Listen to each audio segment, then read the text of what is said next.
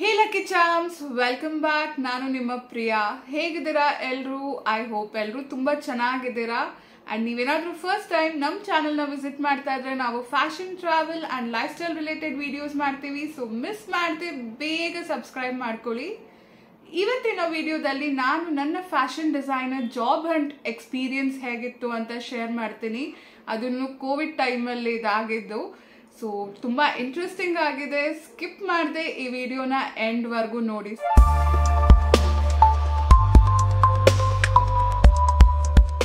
ನಾನು diploma in fashion designing and boutique management course ತಗೊಂಡೆ. 2019 ಅಲ್ಲಿ ಜಾಯಿನ್ ಆಗಿದ್ದು. 1 ಇಯರ್ ಕೋರ್ಸ್ ಇದು.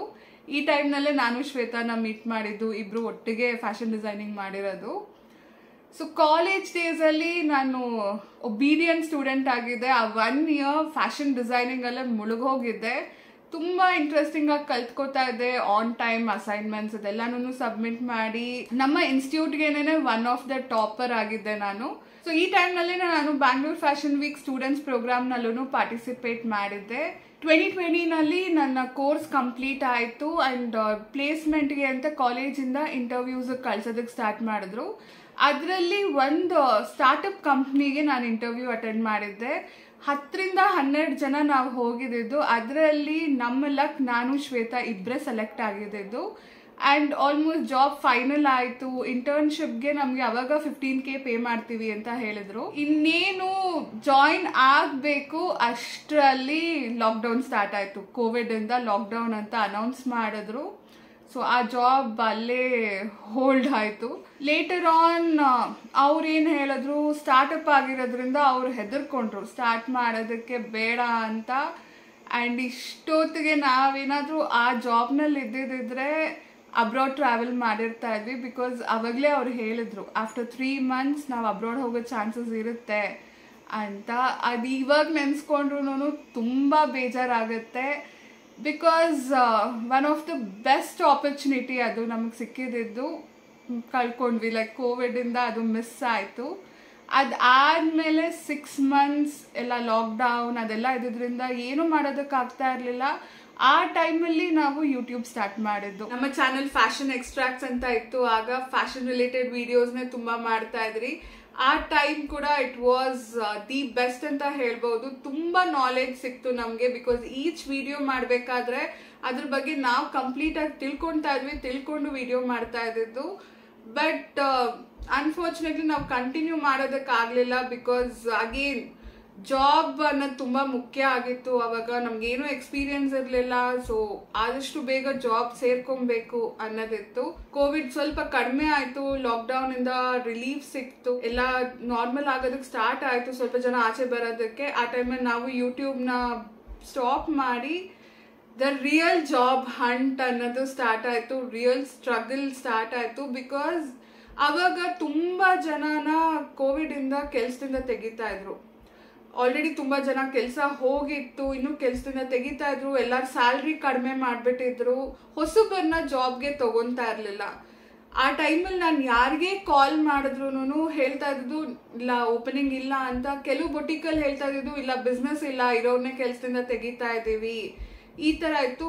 ಬಿಕಾಸ್ ಎಲ್ಲರೂ ವರ್ಕ್ ಫ್ರಮ್ ಹೋಮ್ ಮಾಡೋದ್ರಿಂದ ಬೊಟಿಕ್ಗಳಲ್ಲಿ ಏನಾಗ್ತಾ ಇತ್ತು, ಬಿಸ್ನೆಸ್ ಇರ್ತಾ ಇರ್ಲಿಲ್ಲ. ಯಾರೂ ಏನು ಫಂಕ್ಷನ್ಸ್ ಅಂತೆಲ್ಲ ಏನು ಆಗದೆ ಇರೋದ್ರಿಂದ ಯಾರೂ ಬ್ಲೌಸ್ ಸ್ಟಿಚಿಂಗ್ ಆಗಲಿ ಈ ಥರ ಮಾಡಿಸ್ಕೊತಾ ಇರಲಿಲ್ಲ. ಸೊ ತುಂಬಾ ಫ್ಯಾಷನ್ ಇಂಡಸ್ಟ್ರಿಗೆ ಅವಾಗ ತುಂಬಾ ಹೊಡೆತ ಬಿತ್ತು. ಎಸ್ಪೆಷಲಿ ಬೊಟೀಕ್ಗಳಿಗಂತೂ ಬಿಸ್ನೆಸ್ಸೇ ಇರ್ತಾ ಇರಲಿಲ್ಲ. ಈ ಟೈಮಲ್ಲಿ ಎಲ್ಲ ಕಂಪ್ನಿಗಳಿಗೂ ರೆಸ್ಯೂಮ್ಸ್ ಕಳಿಸ್ತಾ ಇದ್ದೆ. ಜಾಬ್ಗೆ ಕಾಲ್ ಮಾಡಿನೂ ಕೇಳ್ತಾ ಇದ್ದೆ. ಬಟ್ ಎಲ್ಲೂ ಪ್ರಾಪರ್ ರೆಸ್ಪಾನ್ಸ್ ಸಿಗ್ತಾ ಇರಲಿಲ್ಲ ನನಗೆ.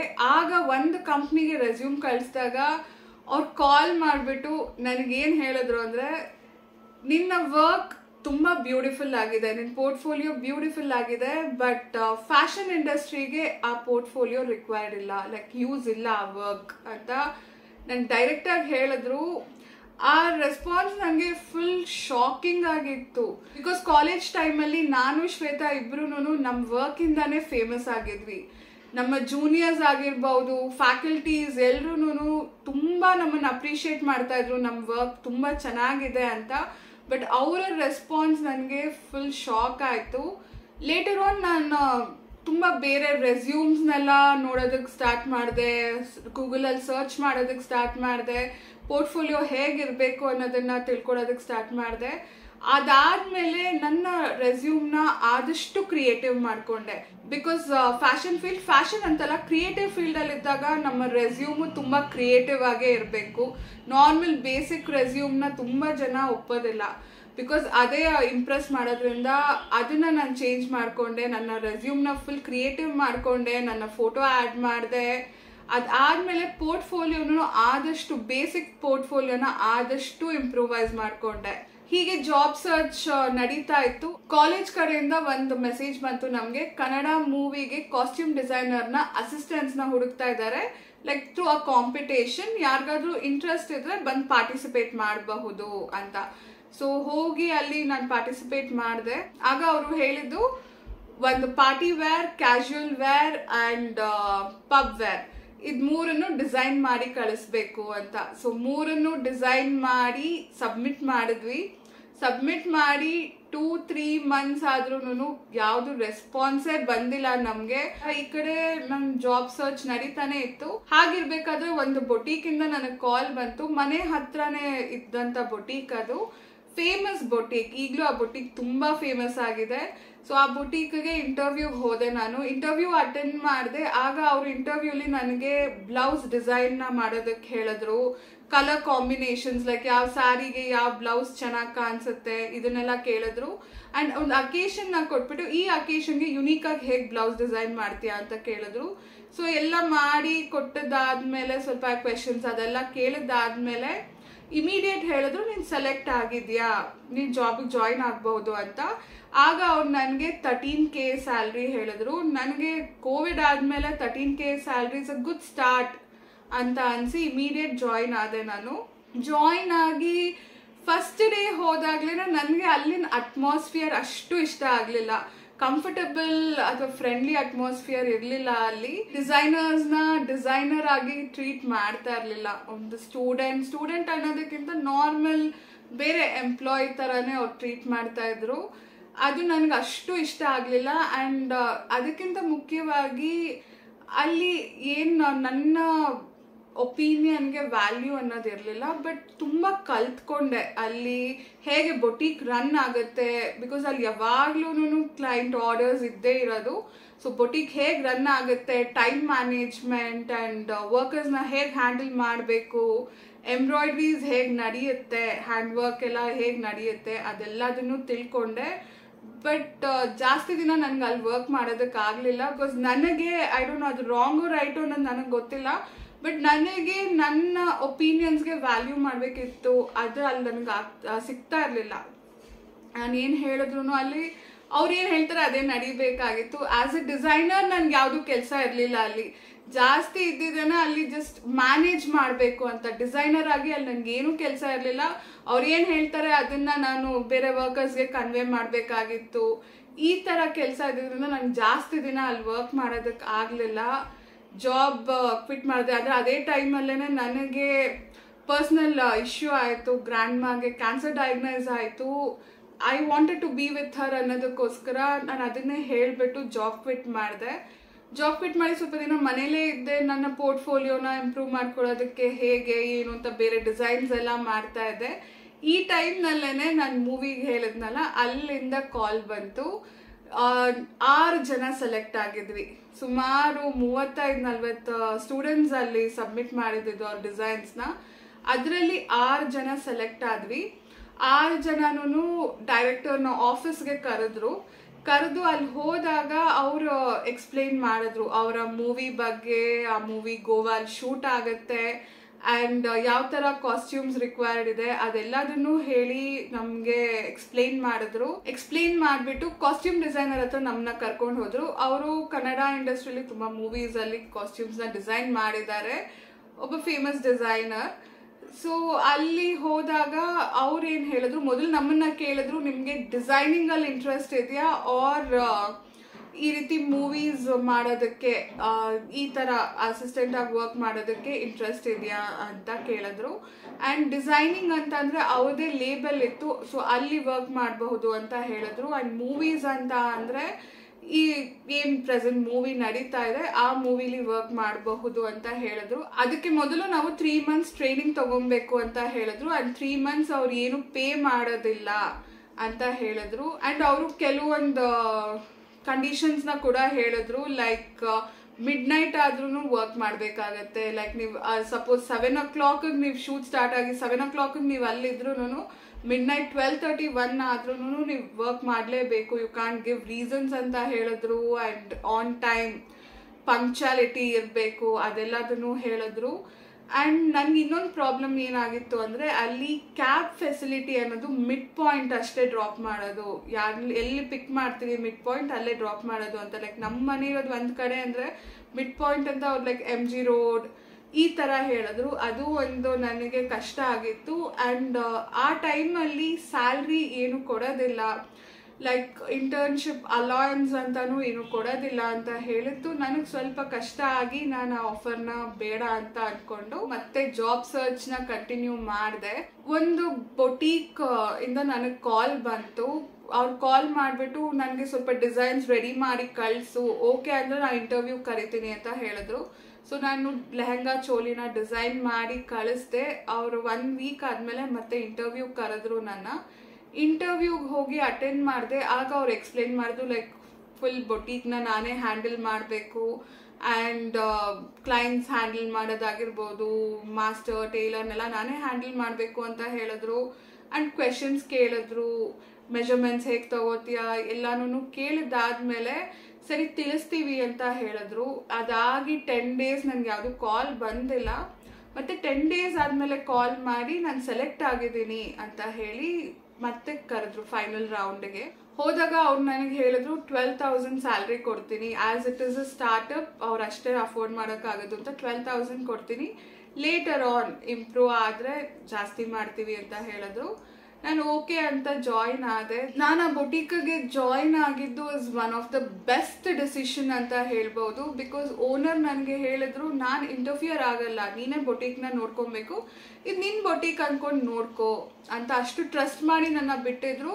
ಅಂಡ್ ಎಲ್ಲ ಡಿಸಿಷನ್ಸ್ನು ನಾನೇ ತಗೊಬೇಕಾಗಿತ್ತು. ಅಂಡ್ ಯಾವಾಗ ನನ್ನ ಬೊಟೀಕ್ ಅಥವಾ ಆ ರೆಸ್ಪಾನ್ಸಿಬಿಲಿಟಿ ನನಗೆ ಕೊಟ್ಟಿದ್ದಾರೆ ಅಂತ ಯಾವಾಗ ನನಗೆ ಗೊತ್ತಾಯ್ತು ಅವಾಗ ತುಂಬಾ ಕೇರ್ಫುಲ್ ಆಗಿ ಹ್ಯಾಂಡಲ್ ಮಾಡ್ತಿದ್ದೆ. ನಾನು ಪ್ರತಿಯೊಂದು ಡಿಸಿಷನ್ ಯೋಚನೆ ಮಾಡಿ ತಗೋತಾ ಇದ್ದೆ. ಹ್ಯಾಂಡ್ಲಿಂಗ್ ಕ್ಲೈಂಟ್ಸ್ ಆಗಿರಬಹುದು, ಮಾಸ್ಟರ್ ಟೇಲರ್ನ ಹ್ಯಾಂಡಲ್ ಮಾಡೋದಾಗಿರ್ಬೋದು. ಬಿಕಾಸ್ ಯೂಶಲಿ ಮಾಸ್ಟರ್ ಮತ್ತೆ ಡಿಸೈನರ್ ಮಧ್ಯೆ ಯಾವಾಗ್ಲೂ ಕಾನ್ಫ್ಲಿಕ್ಟ್ ಇರುತ್ತೆ. ಮಾಸ್ಟರ್ಗೆ ಅವ್ರು ಹೇಳಿದ್ದೆ ಬೆಸ್ಟ್ ಅಂತ, ಡಿಸೈನರ್ಗೆ ಇಲ್ಲ ನಾನು ಹೇಳಿದ್ದೆ ಬೆಸ್ಟ್, ನನ್ನ ಡಿಸೈನರ್ ಬೆಸ್ಟ್, ಹೀಗೆ ಆಗ್ಬೇಕು ಅಂತ. ಸೊ 1 year ನಾನು ಅಲ್ಲೇ ವರ್ಕ್ ಮಾಡಿದ್ದು. ಈ ಮಧ್ಯೆ ಏನಾಯ್ತು, ಸ್ಟಾರ್ಟ್ಅಪ್ ಆಗಿದ್ದರಿಂದ ಅಲ್ಲಿ ಜಾಸ್ತಿ ಆರ್ಡರ್ಸ್ ಬರ್ತಾ ಇರಲಿಲ್ಲ. ಅಂಡ್ ಮತ್ತೆ ಕೋವಿಡ್ ಇಂದ ಎಫೆಕ್ಟ್ ಆಗಿದ್ದರಿಂದ ಅವರು ನನ್ನ ಸ್ಯಾಲ್ರಿ ಕಡಿಮೆ ಮಾಡ್ತೀನಿ ಅಂತ ಹೇಳಿದ್ರು. ಸೊ 12,000 ಇದ್ದಿದ್ದು ಅವ್ರು ನನಗೆ 8,000 ಪೇ ಮಾಡ್ತೀನಿ ಅಂತ ಹೇಳಿದ್ರು. Which I was not okay. Because ನನಗೆ ಟ್ರಾವೆಲಿಂಗ್ ತುಂಬ ದೂರ ಆಗ್ತಾ ಇತ್ತು. ನಾನು ಬೊಟೀಕ್ಗೆ ಹೋಗಬೇಕು ಅಂತಂದ್ರೆ ನಮ್ಮ ಮನೆಯಿಂದ 15 kilometers ಆಗೋದು. So 15 kilometers every day travel ಮಾಡಿ ಫ್ಯೂಯಲ್ ಅಲೋವೆನ್ಸ್ಗೆ ಅಂತಾನೆ ನಂಗೆ ಜಾಸ್ತಿ ಹೋಗ್ತಾ ಇತ್ತು. ಆ್ಯಂಡ್ 8,000 ನಂಗೆ ಅಲ್ಲಿ ಸಾಕಾಗ್ತಾ ಇರಲಿಲ್ಲ. So I had to quit the job. So job quit ಮಾಡಿದೆ. ನೆಕ್ಸ್ಟ್ ಏನು ಮಾಡೋದು ಅಂತ ಒಂದು ಥಾಟ್ ಬಂತು. ಮತ್ತೆ ಜಾಬ್ ಹುಡ್ಕೋದ ಅಥವಾ ಓನಾಗಿ ಏನಾದರೂ ಸ್ಟಾರ್ಟ್ ಮಾಡೋದ. ಅಷ್ಟರಲ್ಲಿ ನನಗೊಂದು ಕನ್ಫರ್ಮ್ ಏನಾಗಿತ್ತು ಅಂತಂದರೆ ಬೊಟೀಕಿಗೆ ಹೋದರೆ ಜಾಸ್ತಿ ಸ್ಯಾಲ್ರಿ ಎಕ್ಸ್ಪೆಕ್ಟ್ ಮಾಡೋದಕ್ಕೆ ಆಗೋದಿಲ್ಲ ಆ್ಯಂಡ್ ಕೆರಿಯರ್ ಗ್ರೋತ್ ಅಂತ ಇರೋದಿಲ್ಲ ಅನ್ನೋದು ನನಗೆ ಕನ್ಫರ್ಮ್ ಆಯಿತು. And to get in to a company ತುಂಬ ಕಷ್ಟ ಇದೆ. ಬಿಕಾಸ್ ನಾನು ಮಾಡಿದ್ದು ಬಂದ್ಬಿಟ್ಟು diploma in fashion designing. So PG ಮಾಡಿದವ್ರಿಗೆ ಜಾಬ್ ಸಿಗೋದು ಕಷ್ಟ ಇರೋವಾಗ ಡಿಪ್ಲೊಮೊ ಮಾಡಿ ಇನ್ನೂ ತುಂಬ ಕಷ್ಟ ಆಗುತ್ತೆ ಅನ್ನೋದು ಒಂದು ನನಗೆ ರಿಯಲೈಸ್ ಆಯಿತು. ಸೊ ನೆಕ್ಸ್ಟ್ ಏನು ಮಾಡೋದು ಅಂತ ಥಿಂಕ್ ಮಾಡ್ತಾ ಇರಬೇಕಾದ್ರೆ ನನ್ನ ಫ್ರೆಂಡ್ ಸಜೆಸ್ಟ್ ಮಾಡಿದ್ರು, ಸಾಕು ಬೇರೆ ಕಡೆ ನೀನು ಕೆಲ್ಸಕ್ಕೆ ಹೋಗೋದು ಅದೆಲ್ಲನೂ ಓನಾಗಿ ಸ್ಟಾರ್ಟ್ ಮಾಡು ನೀನು ಅಂತ ಅವರು ಇನ್ವೆಸ್ಟ್ ಮಾಡಿ ಅವರ ಸಜೆಷನಿಂದ ನಾನು ಓಕೆ ಅಂತ ಫ್ರೀಲಾನ್ಸಿಂಗ್ ಸ್ಟಾರ್ಟ್ ಮಾಡಿದೆ. ಓನಾಗಿ ಮನೆಯಿಂದಾನೇ ಸ್ಟಾರ್ಟ್ ಮಾಡಿದೆ. ನನಗೆ ಗೊತ್ತಿದ್ದ ಕ್ಲೈಂಟ್ಸ್ ಎಲ್ಲರಿಗೂ ಹೇಳಿದೆ ದಟ್ ನಾನು ಸ್ಟಾರ್ಟ್ ಮಾಡಿದ್ದೀನಿ, ಈ ಥರ ಓನಾಗಿ ಫ್ರೀಲಾನ್ಸಿಂಗ್ ಮಾಡ್ತಾ ಇದ್ದೀನಿ ಅಂತ. ನನಗೆ ಆರ್ಡರ್ಸ್ ಬರೋದಕ್ಕೆ ಸ್ಟಾರ್ಟ್ ಆಯಿತು. ಸ್ಲೋ ಆಗಿ ಸ್ಟಾರ್ಟ್ ಆಗಿದ್ದು, ಸ್ಲೋ ಆಗಿ ನನ್ನ ಟ್ರಸ್ಟ್ ಮಾಡಿ ಆರ್ಡರ್ಸ್ ಕೊಡೋದಕ್ಕೆ ಸ್ಟಾರ್ಟ್ ಮಾಡಿದ್ರು. ಲೇಟರ್ ಆನ್ ಮತ್ತೆ ಅದರ ಫೋಟೋಸ್ ಎಲ್ಲ ತಗೊಂಡು ಶೇರ್ ಮಾಡಿ ಅವ್ರಿಗೆ ರೆಫರ್ ಮಾಡಿ ಅಂತ ಹೇಳಿ ಸದ್ಯಕ್ಕೆ ಫ್ರೀಲಾನ್ಸಿಂಗ್ನೇ ಕಂಟಿನ್ಯೂ ಮಾಡ್ತಾ ಇದ್ದೀನಿ. ಆ್ಯಂಡ್ ಫ್ಯೂಚರ್ ಪ್ಲಾನ್ಸ್ ಅಂತಾನು ತುಂಬಾ ಇದೆ. ಏನ್ ಬೇರೆ ಬೊಟೀಕ್ ನಾನು ಹೋಗಿ ಅರ್ನ್ ಮಾಡ್ಬೋದಿತ್ತು, ಅದನ್ನ ಫ್ರೀಲಾನ್ಸಿಂಗ್ ಅಲ್ಲೇ ಅರ್ನ್ ಮಾಡ್ತಾ ಇದ್ದೀನಿ. ಸೊ ಇಷ್ಟು ನನ್ನ ಫ್ಯಾಷನ್ ಡಿಸೈನರ್ ಜಾಬ್ ಹಂಟ್ನ ಎಕ್ಸ್ಪೀರಿಯನ್ಸ್. ಸೊ ಈಗಲೂ ನೆನ್ಸ್ಕೊಂಡ್ರೆ ಬೇಜಾರಾಗೋದು ಬಂದ್ಬಿಟ್ಟು ಫಸ್ಟ್ ಇಂಟರ್ನ್ಶಿಪ್ ಏನಾಗಿತ್ತು ಒಂದು ಲಂಡನ್ ಬೇಸ್ಡ್ ಕಂಪ್ನಿದು, ಅದು ಸಿಕ್ಕಿದ್ರೆ ನನ್ನ ಲೈಫೇ ಚೇಂಜ್ ಆಗೋಗ್ತಾ ಇತ್ತು ಅಂತ. ಬಟ್ ಅಗೇನ್ ಆಗೋದೆಲ್ಲ ಒಳ್ಳೇದಕ್ಕೆ ಅಂತ ಇವಾಗ ತುಂಬಾ ಬೇರೆ ತರ ಎಕ್ಸ್ಪೀರಿಯನ್ಸಸ್ ಆಯ್ತು, ತುಂಬಾ ಮತ್ತೆ ಕಲ್ತ್ಕೊಂಡೆ. ಅಂಡ್ ಓನ್ ಆಗು ನಾನು ಫ್ರೀಲಾನ್ಸಿಂಗ್ ಮಾಡ್ತಾ ಇದ್ದೀನಿ. ಅಂಡ್ ತುಂಬಾ ಫ್ಯೂಚರ್ ಪ್ಲಾನ್ಸ್ ಕೂಡ ಇದೆ.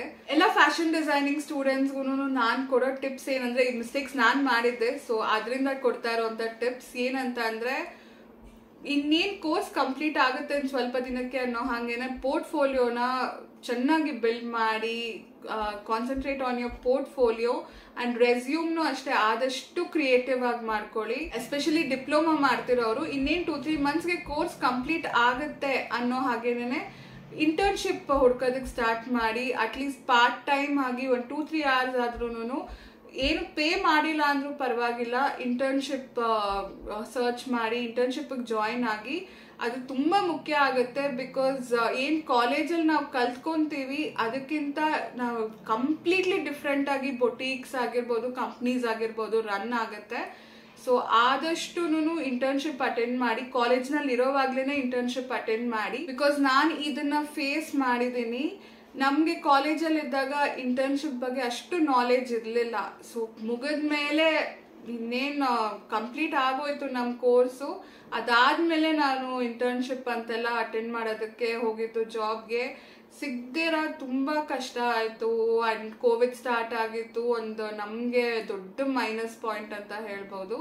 ಈ ಥರ ಆದ್ಮೇಲೆನೂ ಡೈರೆಕ್ಟ್ ನಾನು ಜಾಬ್ಗೆ ಅಂತ ಹೋಗಿದ್ದು. ಅಲ್ಲಿನೂ ಅಷ್ಟೇ ಕಲಿಯೋದಕ್ಕೆ ನಂಗೆ ತುಂಬ ಟೈಮ್ ಆಯಿತು. ಬಟ್ ಇಂಟರ್ನ್ಶಿಪ್ ಅಂತ ಅಟೆಂಡ್ ಮಾಡಿದ್ರೆ ನಮ್ಗೆ ಆಲ್ರೆಡಿ ಗೊತ್ತಿರುತ್ತೆ ಹೇಗೆ ಬೊಟಿಕ್ ರನ್ ಆಗುತ್ತೆ ಅನ್ನೋದು ಒಂದು ನಾಲೆಜ್ ಇರುತ್ತೆ.